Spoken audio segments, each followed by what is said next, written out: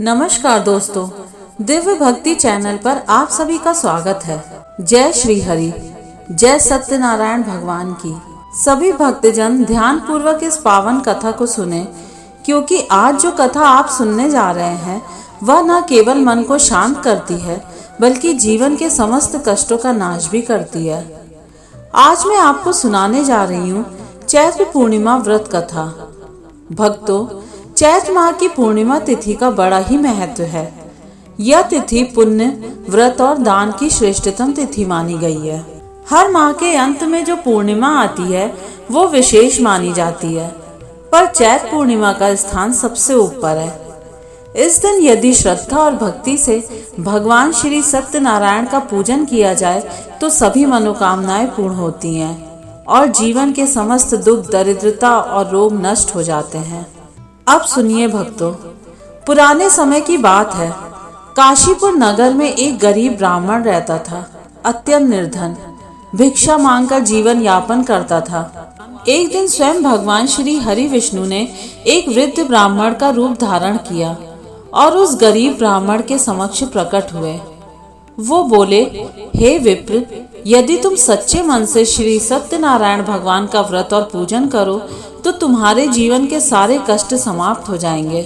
ब्राह्मण ने श्रद्धा से पूजन किया और देखिए भक्तों, उसके जीवन में चमत्कार हो गया। दरिद्रता दूर हुई, घर में अन्न, वस्त्र और सुख शांति आ गई। अब सुनिए एक और प्रसंग। एक साधु वैश्य था जिसने व्रत की कथा तो सुनी पर मन में संकल्प नहीं लिया। उसने कहा, संतान होने पर करूंगा, फिर कहा कन्या के विवाह पर करूंगा और करते करते टालता गया।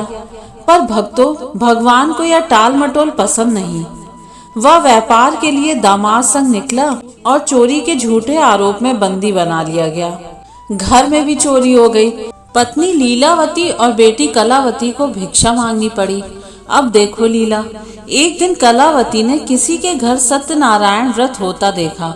वह प्रसाद लाई और माँ से कहा, माँ, ये भगवान का प्रसाद है।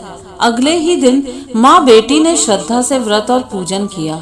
फिर क्या था, भगवान श्री हरि ने प्रसन्न होकर राजा को स्वप्न में दर्शन दिए और कहा, ये दोनों बंदी निर्दोष हैं, इन्हें मुक्त करो।